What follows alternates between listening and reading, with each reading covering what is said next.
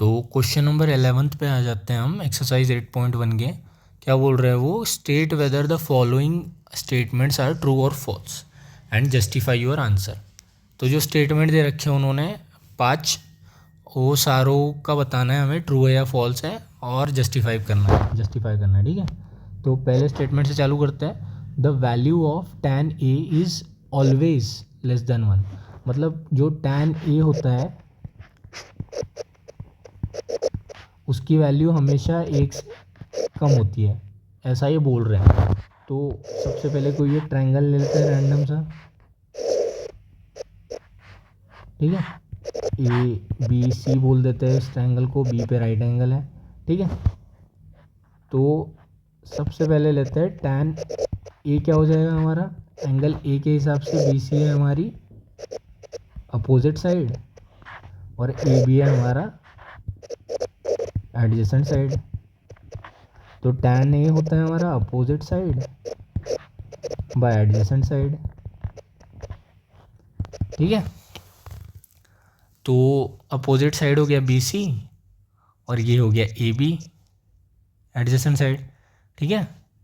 तो ये क्या बोल रहा है कि tan A हमेशा 1 से कम होगा, इसका ये मतलब है। तो इस ट्रायंगल में इसका क्या मतलब है, BC will be always less than AB। मतलब ये जो अपोजिट साइड की लेंथ है हमेशा AB से कम होगी, लेकिन ऐसा ज़रूरी नहीं है। हमने जो पिछला एग्जाम्पल था उसी में देखा था कि इसकी लेंथ थी 5, इसकी थी 12, इसकी थी 13, ठीक है। तो अगर ये एंगल A मान लेते हैं हम, तो ये वाली साइड की लेंथ ज़्यादा थी एज़ कम्पेयर टू दिस। तो डिपेंड करता है कि हमारे एंगल A की वैल्यू क्या है, ठीक है। अगर एंगल A जो है हमारा इज़ लेस देन 45 डिग्री, then tan A is less than 1. If A is more than 45 degree, then tan A is greater than 1, ठीक है। तो ये वाला स्टेटमेंट है फॉल्स, क्योंकि वो बोल रहा है कि ऑलवेज लेस देन 1, और ऐसा ट्रू नहीं है, ठीक है। सेकंड वाले में क्या बोल रहे हो, second of A is equal to 12/5 for some value of angle A।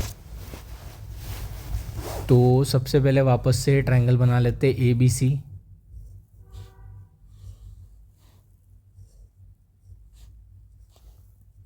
A, B and C।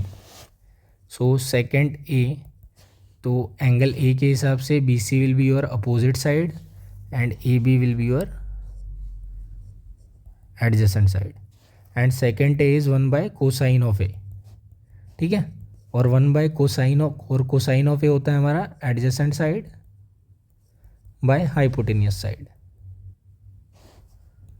और हाइपोटेनियस साइड मतलब इसको ऊपर ले जाएंगे हम, तो hypotenuse side by adjacent side. और इस ट्रायंगल में हाइपोटेनियस है AC एंड एडजेसेंट है हमारी AB, ठीक है। तो ये हो गया हमारा सेकेंड A, ठीक है। और यहाँ पे क्या बोल रहे हो, सेकेंड A इज 12/5। 12/5 मतलब इसको ऐसे लिख सकते हैं 10 + 2/5, मतलब 1 प्लस, और सॉरी 2 + 2/5, मतलब second A is greater than 1, ठीक है।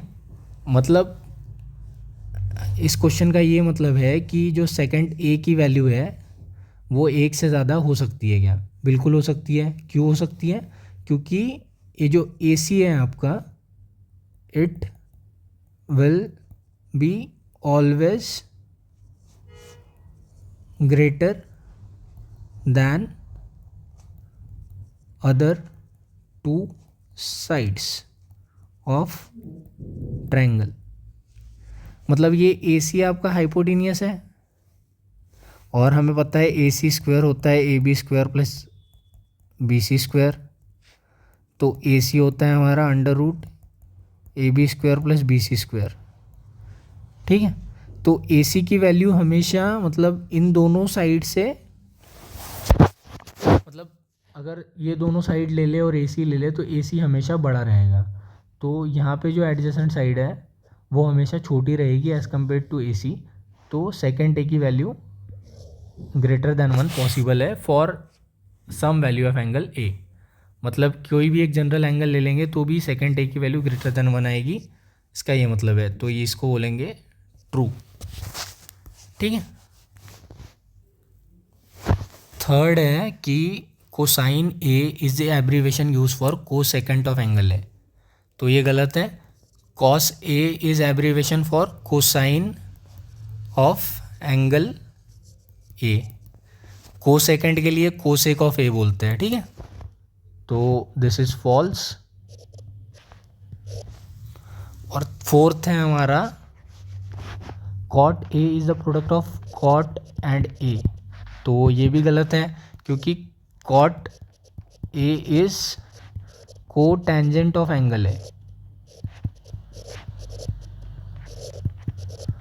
और कॉट इज ट्रिग्नोमेट्रिक फंक्शन और ए एंगल है हमारा, तो ये एक फंक्शन है और ए उसका आर्ग्यूमेंट है,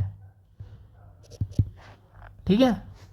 तो ये फंक्शन है, ये उसका एक टाइप से इनपुट है फंक्शन को, और इसकी जो वैल्यू आएगी वो हमारा रहेगा आउटपुट, ठीक है।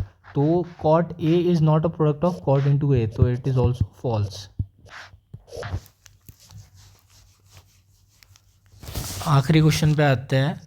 Sign theta is equal to 4/3 for some angle theta.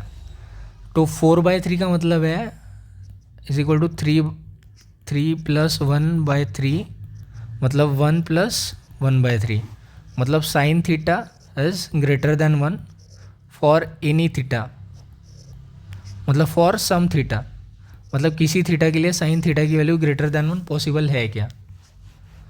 तो सबसे पहले देख लेते हैं, साइन थीटा हमारा होता है अपोजिट साइड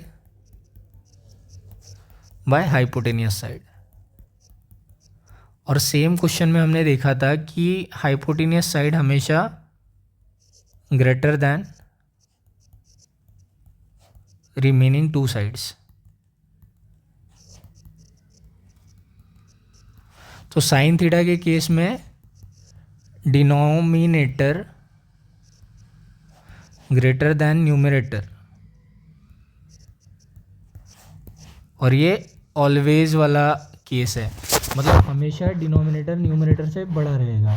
तो साइन थीटा कभी भी ग्रेटर देन 1 नहीं आ सकता है, ठीक है। तो ये वाला जो स्टेटमेंट है वो भी फॉल्स है क्योंकि साइन थीटा की वैल्यू 1 से ज़्यादा नहीं हो सकती, ठीक है। तो आई होप आपको ये सारी चीज़ें समझ में आई होगी। इस एक्सरसाइज का सबसे बढ़िया वाला प्रॉब्लम मुझे तो यही लगा, बिकॉज मैं थोड़ा ज़्यादा दिमाग लगाना था एंड मतलब लॉजिकल एक्सप्लेनेशंस देने थे। तो that's it for this exercise, see you in the next exercise.